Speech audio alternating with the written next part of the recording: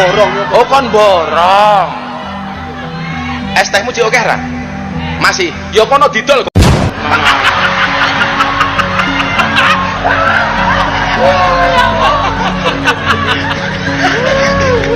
Dolen dhisik, engko larong payu wis takdir.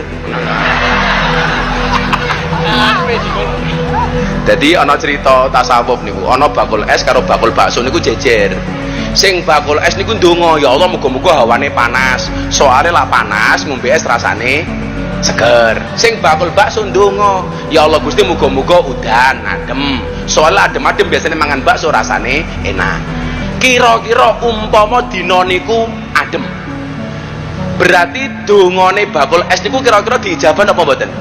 Tetep wae diijabah dalam bentuk yang lain. Ese ra payu tapi awake sehat. Mana-mana warga asing pendatang haram yang ada dalam ni, kita minta terus saja dihantar mereka ini ke bulan, sebab saya tidak berminat untuk bercakap dengan pendatang haram, dengan anak-anak pendatang haram. Saya tidak berminat untuk bercakap, sebab mereka ini bagi saya adalah binatang yang teruk lagi daripada binatang ternakan. Assalamualaikum warahmatullahi wabarakatuh. Salam sejahtera untuk semua sahabat kata per kata. Kedua video yang telah kita saksikan, kedua-duanya adalah seorang ustadz. Gus Miftah dari Indonesia, Ustadz Sopyan dari negara tetangga yaitu Malaides. Seperti yang kita ketahui, Gus Miftah dalam ceramahnya menggunakan kata-kata yang tidak seharusnya ia gunakan. Karena kata-kata tersebut adalah kata-kata yang merendahkan orang lain, yang mengakibatkan banyak reaksi masyarakat merasa tidak senang. Berbagai macam reaksi serta komentar masyarakat Indonesia, menunjukkan rasa ketidaksenangannya. Bahkan hampir seluruh rakyat Indonesia merasa tidak senang dan marah. Dan tidak dinafikan, kata-kata tersebut, banyak juga yang menggunakannya ketika berhadapan dengan orang lain, entah itu dalam situasi bercanda, atau dalam situasi yang bertentangan satu sama lain. Namun masyarakat Indonesia dengan secara sadar, pastinya akan mengakui salah dan meminta maaf atas ucapannya yang tidak baik tersebut. Seperti halnya Gus Miftah, beliau pun langsung meminta maaf pada orang yang bersangkutan, serta meminta maaf pada seluruh masyarakat Indonesia, karena telah melakukan kegaduhan atas perkataannya itu, yang membuat masyarakat Indonesia merasa tidak senang dan marah. Lalu bagaimana dengan seorang ustadz yang berasal dari negara Malaides, yaitu Ustadz Sopyan? Ustadz Sopyan menggunakan kata-kata yang sangat tidak pantas. Bahkan kata-kata tersebut sangatlah merendahkan derajat seorang manusia. Untuk itu Ustadz Sopyan merasa dirinya tidak bersalah, sehingga ia enggan mengakui bahwa dirinya salah, ketika menggunakan kata-kata tersebut pada sesama manusia. Dan ternyata, segala perilaku Ustadz Sopyan, dengan kata-katanya yang seperti itu, mayoritas masyarakat kaum Melayu Malaides, begitu sangat mendukungnya. Reaksi masyarakat kaum Melayu Malaides tidak sedikit pun merasa malu, ataupun berkomentar dengan sikap tidak senang dan marah pada Ustadz Sopyan. Kaum Melayu Malaides seolah-olah malah mendukungnya. Sungguh perilaku yang aneh, yang diperlihatkan oleh para kaum Melayu Malaides. Sehingga seorang Ustadz Sopyan merasa dirinya benar, dan enggan untuk meminta maaf kepada siapapun. Mau itu pada orang yang bersangkutan, ataupun kepada masyarakat Malaides itu sendiri. Dari kedua-dua ustadz, menggunakan kata-kata yang tidak baik, yang tidak semestinya diucapkan oleh seorang ustadz, dan tak pantas untuk kita tiru. Namun jika dibandingkan antara Gus Miftah dan Ustadz Sopyan, yang manakah menurut kalian, yang lebih tidak sopan dan merendahkan? Serta yang memiliki etika baik atas perbuatannya itu? Dan masyarakat manakah yang merespon lebih baik, terhadap permasalahan sebuah perkataan? Jawabannya ada pada diri kalian sendiri, jika kalian masih memiliki pemikiran yang sehat dan normal. Dan mengapa saya memberikan perbandingan? Itu dikarenakan, Perdana Menteri Malaides yaitu Anwar Ibrahim meresponnya, dengan sikap ketidaksenangannya. Yang dibahas di dalam suatu forum kenegaraan, pada sebuah pidatonya untuk masyarakat Malaides. Sehingga media Malaides pun turut ikut menanggapinya. Lalu apa yang salah dengan Perdana Menteri Malaides Anwar Ibrahim? Yang salah adalah Perdana Menteri Malaides Anwar Ibrahim sangat merespon ketidaksukaannya terhadap perkataan Gus Miftah, pemuka agama yang berasal dari Indonesia. Namun tidak dengan Ustadz Sopyan. Perdana Menteri Malaides Anwar Ibrahim tidak merespon dengan rasa dan sikap ketidaksenangannya terhadap Ustadz Sopyan. Begitupun dengan media Malaides beserta masyarakat Malaides, khususnya para kaum Melayu Malaides. Mereka sedikit pun tidak merespon dengan sikap ketidaksenangannya terhadap Ustadz Sopyan. Mereka menutup mata dan telinga, yang seolah-olah perbuatan ataupun perkataan Ustadz Sopyan itu sangatlah biasa saja. Dan tidak perlu dipermasalahkan, juga tidaklah perlu dijadikan bahan untuk contoh yang tidak baik dalam berucap. Seperti itulah masyarakat kaum Melayu Malaides, yang perilakunya sungguh aneh dan lucu, yang tak mampu untuk bercermin pada dirinya sendiri. Menteri Datuk Seri Anwar Ibrahim menyifatkan insiden menghina peniaga teh membabitkan seorang pendakwah terkenal yang berlaku di Indonesia sebagai menginsafkan. Menurutnya, beliau berasa pelik kerana penghinaan itu dilakukan oleh individu yang memahami hal berkaitan agama. Anwar berkata beliau menerima klip video berkenaan yang dikirim oleh rakannya dari negara seberang itu yang turut mendapat perhatian menyeluruh sehingga Presiden Prabowo Subianto memberikan kenyataan yang amat keras.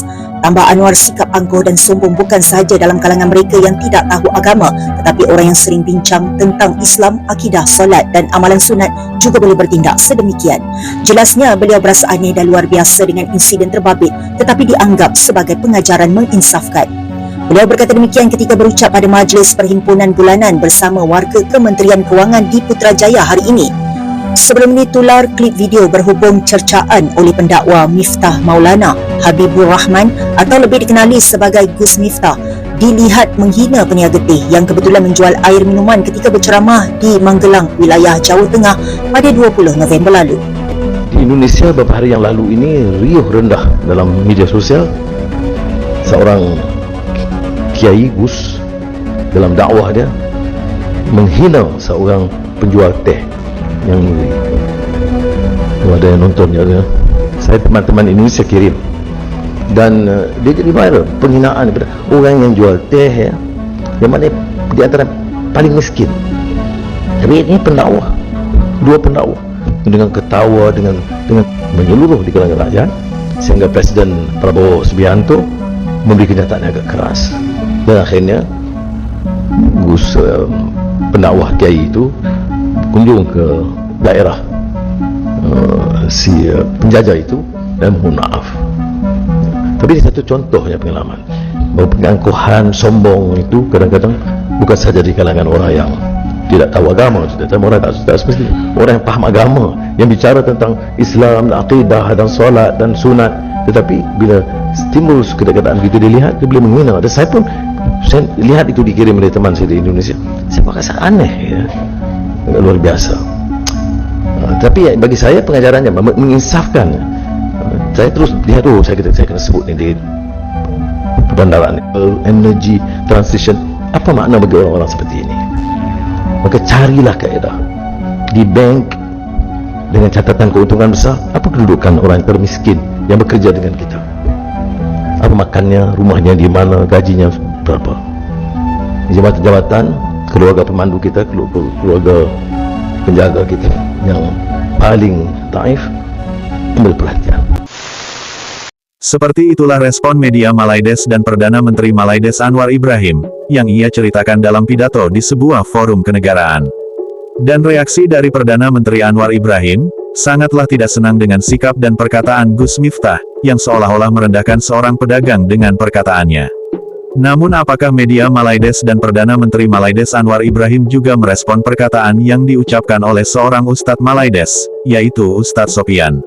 Sepertinya tidak, karena memang seperti itulah mayoritas para kaum Melayu Malaides, yang tak mau bercermin pada dirinya sendiri. Kalau di negara Malaides pun, ada perkataan yang diucapkan oleh seorang Ustadz Malaides yang jauh lebih merendahkan, ketimbang yang ada di Indonesia.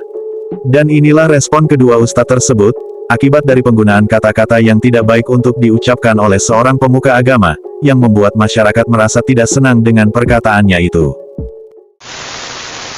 Pokoknya sengaja dan niatnya bulan salah pokoknya aku minta maaf. Ya, saya memaafkan. Dan tak ngira sebesar ini.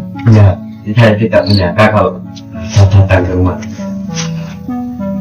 Dan kau bilang Assalamualaikum warahmatullahi wabarakatuh. Saya Miftah Maulana Habibur Rahman menanggapi yang viral hari ini. Yang pertama, dengan kerendahan hati saya minta maaf atas kekhilafan saya. Saya memang sering bercanda dengan siapapun, maka untuk itu atas candaan kepada yang bersangkutan saya akan meminta maaf secara langsung, dan mudah-mudahan dibukakan pintu maaf untuk saya. Kemudian yang kedua, saya juga minta maaf kepada masyarakat atas kegaduhan ini yang merasa terganggu dengan candaan saya yang dinilai oleh masyarakat mungkin berlebihan. Untuk itu saya minta maaf. Ini juga merupakan introspeksi bagi saya untuk lebih berhati-hati berbicara di depan publik dan masyarakat. Saya juga sudah ditegur oleh Bapak Siskap yang hari ini berada dari PAM untuk lebih berhati-hati menyampaikan pendapat dan pidato di depan masyarakat umum. Terima kasih. Assalamualaikum. Anda menyebut kami itu sebagai binatang-binatang haram, dan tanpa Ustaz sendiri tahu bahwa kita ini adalah umat Muslim sejati. Kenapa harus mengatakan seperti itu? Bang Abdul ada pesan masuk. Silakan Bapak jawab. Oke, habis dah. Umat Islam itu disamakan sebagai binatang. Oke. Habis dah, habis. Ada orang Indonesia, masyarakat dari Indonesia, dengan masuk Oke, saya jawab. Habis dah. Kamu tak nak apa nak cakap? Okey. Yang pertama, saya nak bagi tahu kepada kamu, saya tujukan kepada siapa? Kepada siapa saya tujukan? Kamu nak saya jawab, kan? Kamu nak saya jawab? Pak Ustaz menunjukkan kepada pendatang-pendatang kawan-kawan kami. Kau siapa? Siapa? Kamu kah? Bukan. Siapa? Anda menyebutkan itulah pendatang-pendatang haram itu.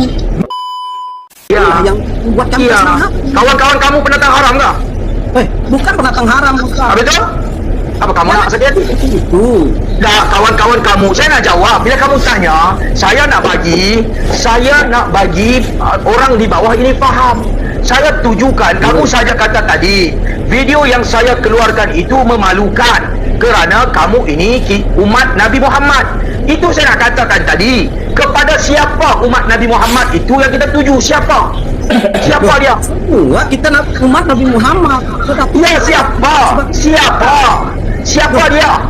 Walaupun Anda itu menyebut pendatang haram, tidak sepantasnya Anda pendatang haram itu individu. Pendatang haram itu individu.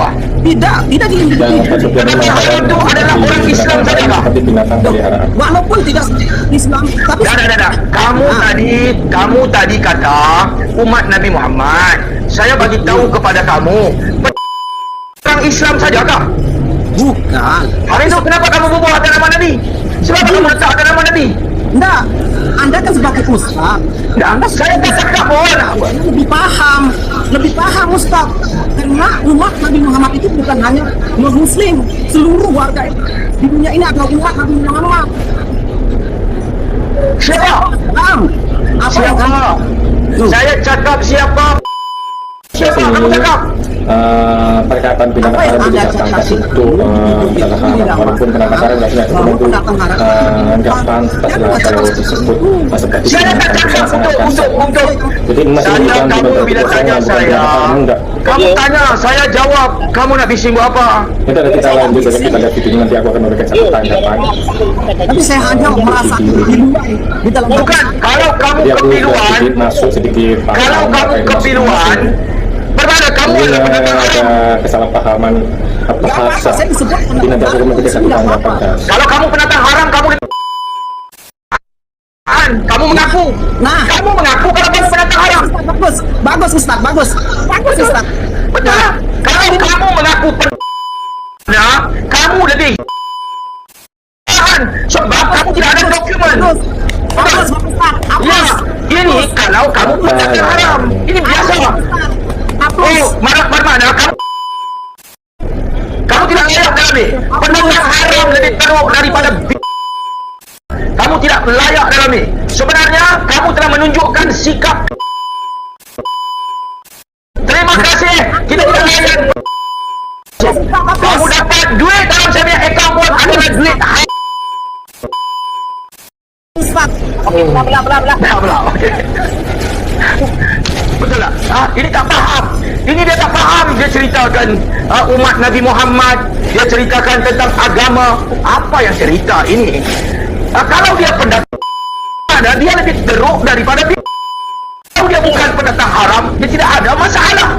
Ini apa ini? Okey?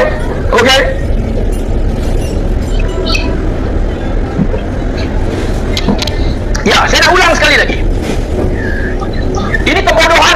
pendatang yang naik ini daripada Konoha ini cukup-cukup mereka kaitkan dengan umat Nabi Muhammad. Saya bukan beritahu tentang pendatang haram ini melibatkan individu. Kalau melibatkan individu, kalau saya sebut melibatkan individu, mereka boleh saja kaitkan dengan sesiapa. Tetapi saya sebutkan bahawa pendatang dalam negara kita ini lebih teruk daripada ini. Dia bukan kaitkan dengan agama, bukan kaitkan dengan umat Nabi Muhammad, sebab pendatang haram ini melangkaui sempadan agama, bangsa dan kaum, malahan negara. Ini melangkaui segalanya.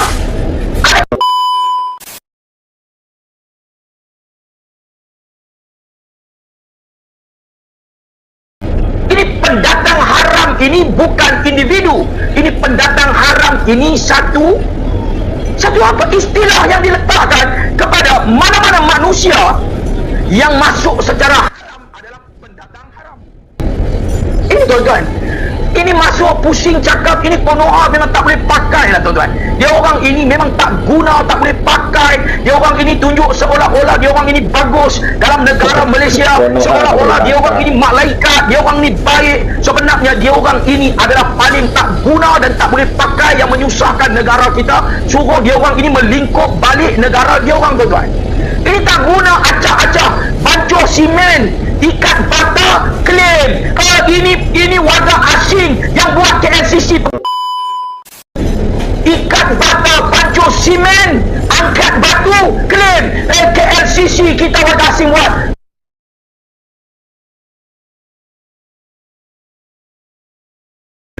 Ini orang lain buat susah-susah dengan angkat bata, ikat simen, klaim KLCC dia orang buat. Otak tak ada tuan-tuan. Masuk sini tak tahu cerita apa. Nak cerita nak kaitkan umat Nabi Muhammad. Nak kaitkan sebut saya sebutkan umat Nabi Muhammad sebagai, bila saya tujukan kepada manusia ini sebagai pendatang haram, saya tujukan siapa? Saya hanya bagi tahu bahawa mana-mana pendatang haram yang ada dalam negara Malaysia ini merompak hak rakyat, mencuri subsidi rakyat, merampas hak rakyat, merompak hasil daripada cukai rakyat. Ini semua adalah pendatang haram. Ini yang saya bagi tahu. Siapa makan cili, dia orang akan rasa pedas. Masuk ikut lorong tikus. Inilah teruknya pendatang haram. Hidup secara haram dalam negara orang, lagi cerita tentang bagus. Hidup secara haram dalam negara orang, rompak subsidi rakyat Malaysia, lagi cerita bagus. Ini semua tak guna pendatang haram yang ada dalam negara. Kenapa jadi begini?